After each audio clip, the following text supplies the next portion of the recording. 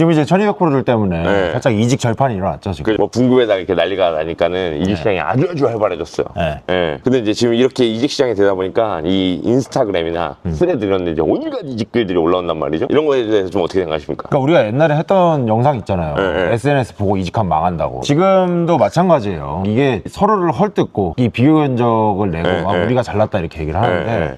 실상 가보면 별 볼 일 없는 경우가 대다수라는 거죠. 그죠. SNS의 특징 중에 하나가 내가 가지고 있는 여러 가지들 중에서 가장 잘하는 것만을 보여주거나 하기 때문에 항상 부족한 부분을 못 본단 말이에요. 근데 이직했을 때 망하는 이유는 결국에는 그 조직이 가지고 있는 장점보다도 그 조직이 가지고 있는 단점 때문에 망하는데 SNS에서는 그걸 못 보거든. 그래서 사실 최근에 네. 뭐 단장님도 이직 면담 굉장히 많이 하시지만 저를 찾아왔던 분도 제가 네. 영상에서 이런 얘기를 한 적이 있어요. 네. 대표를 한 3번 정도 그냥 만나보라고. 정 모하면 사무실도 좀 출근도 좀 해보고 대표한테 네. 허락을 한번 구해봐라. 네. 이런 얘기를 했었는데 실제로 찾아오셨더라고요. 그래서 한 번 더 보자. 일부러 그분이 그렇게 얘기를 하시는데 네. 아무래도 제가 처음 만났을 때 많은 얘기들을 해줬지만 네. 두 번째 보니까 더 많은 얘기를 해줄 수밖에 없더라고요.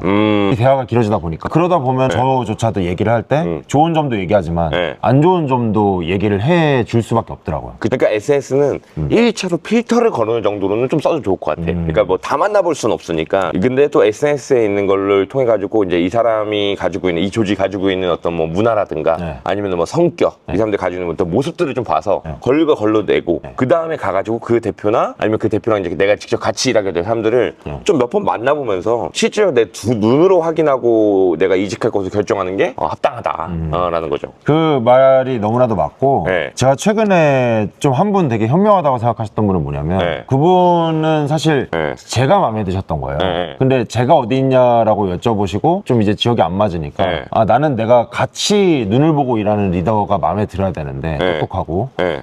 그게 안 맞으면 좀 어려울 것 같다라고 얘기하셨는데 그것도 맞고 네. 반대로 팀원이 아니라 중간 관리자 입장에서는 이를테면 중간 관리자가 이직을 하는 경우도 있고 팀원이 이직을 하는 경우도 있는데 그죠. 팀원이 이직을 하는 경우에는 같이 일할 그 중간 관리자를 수차례 만나봐서 내가 같이 일할 합이 만한 맞는지. 사람인지 예. 그걸 좀 검토를 해볼 수도 있고 음. 중간 관리자인 경우에는 대표를 또 여러 번 만나서 이제 검토를 해볼 수도 있겠죠. 그런 과정을 좀 겪어보시고 결정하시는 게 좋다. SNS 상에서 광고가 되는 것들 중에 막 우리는 DB 영업이 최강입니다. 뭐 우리는 DB를 자체 생산합니다. 네. 라는 거가 너무 멋져 보이죠. 그게 좋은 일입니다, 실제로. 근데 만약에 내가 사실 난 DB 영업에 큰 관심이 없어. 또 DB 영업에서는 그냥 하나의 발판에 불과하고 나는 표준 영업을 갈 거야. 근데 그 광고에 너무 현혹이 돼서 그걸로 갔더니 여기 진짜 DB 벽은 아무것도 없는 거야. 네, 이럴 수 있고. 네. 또 어디는 뭐 약관만 막 우린 파서 막 합니다 그랬더니 네. 이 보장 분석이랑 이 고질문 기가 막히게 하는데 네. 뭐 생건 아예 몰라. 일반 화재는 몰라 막 그냥 연금 안 파는 상품이야. 그리고 재물은 저희는 인보 안 받는데요 막 그러니까 이런 경우가 발생되니까 너무 단편적인 어떤 자극적인 이런 포스팅들만 보고 선택해서는 절대 안 된다는 거죠. 제가 최근에도 실제로 이제 방금 말했던 뭐 약관 쪽을 공부를 하시는 분들도 만나뵌 적이 있는데 네. 실제 단장이 말하셨던 거랑 똑같아. 재물보험을 아예 모르더라고요. 그죠. 주택화재보험 이런 건 안 파는 보험이고 그죠. 운전자 보험을 판매를 할 때 주택화재보험이랑 끼워서 판매를 한다? 이런 건 그들한테는 아예 없는 컨셉이에요. 그래서 사실은 이 영업시장에 굉장히 다양한 영업 형태들이 있고 다양한 판매 기법들이 있는데 네. 뭔가 한 가지에만 매몰돼서 이걸 잘한다라고 하는 조직도 네. 사실은 리스크가 좀 있다는 거죠. 그죠. 그리고 이제 가장 중요한 건 결국엔 일을 같이 하는 거기 때문에 이런 말이 있거든요. 집이 좁아도 같이 살 수 있는데 사람 속이 좁으면 같이 못 산다고.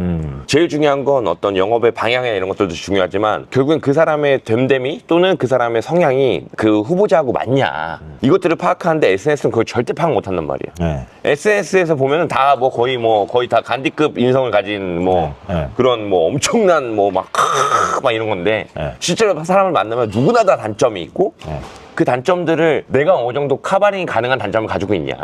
근데 그런 단점들을 파악해보지 않고 장점만 현혹돼가지고 보는 건 또 엄청난 또 이직 실패를 맞이할 수밖에 없는 불가결한 이제 요소라는 거죠. 그리고 이제 최근에 어떤 대표 같은 경우에는 제가 네. 이걸 한번 대놓고 얘기하고 싶었는데 네. 이제 스레드에서 네. 수수료를 이게 다한 줄 알고 아시는 분들 얘기하면서 이렇게 네. 더 있다 막 더 줄 네. 것처럼 얘기하시는 분들이 있어요. 근데 저는 그들을 보면서 무슨 생각이 드냐면 네. 줄 게 저것밖에 없구나.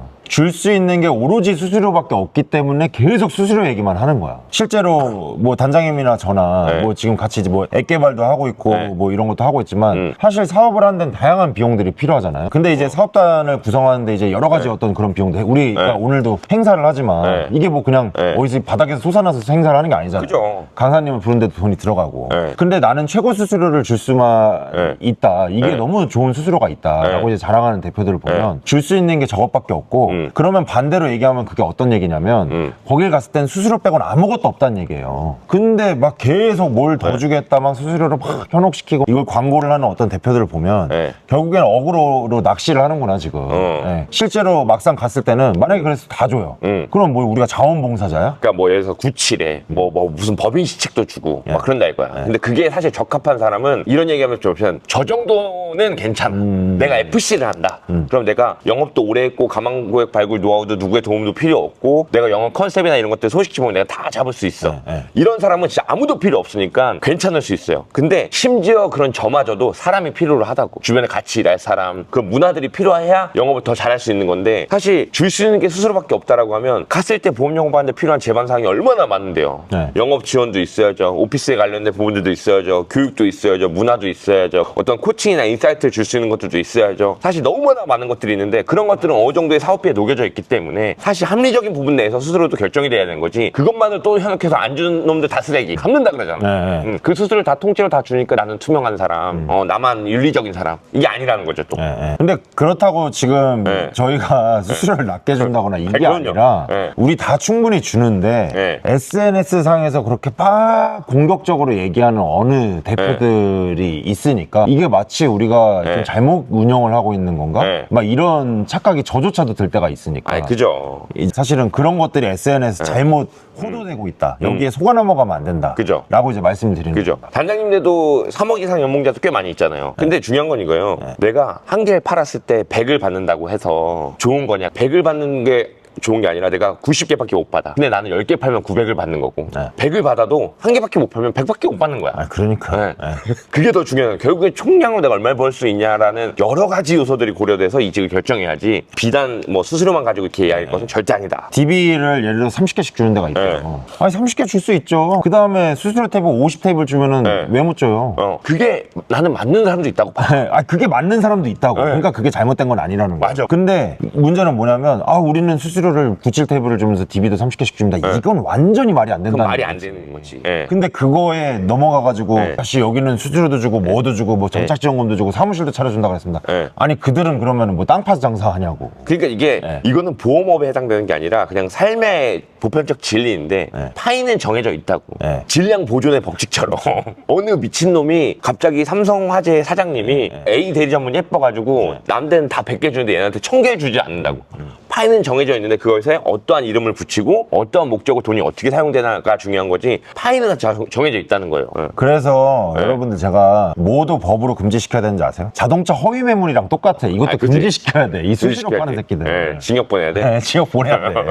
그래서 막 뭐도 주겠다 해가지고 막상 현장에 갔더니 그 물건은 없고 지금 우리가 줄 수 있는 건 이거다 그죠. 하는 놈들이 있을 거 아니에요. 그리고 이게 잡아내야 돼. 사업 경쟁에서 제일 바보 같은 짓이 뭐냐면 치킨 게임 하는 건데 그래 아니 뭐 어느 대리점은 금치산자가 와도 대표급 주는 데들도 있어요. 근데 그게 뭐 자랑이냐고. 그래서 오늘 말씀드리려고 했던 건 SNS에 과대 광고가 되는 어떤 허위 정보들이 있을 건데 그걸 확인할 수 있는 방법은 직접 만나서 그렇죠. 대화를 좀 나눠서 검증해 보는 게 가장 확실한 거고 다만 그럼에도 불구하고 SNS를 통해서 몇 군데를 걸러보는 정도의 역할만 하시는 게 좋겠다.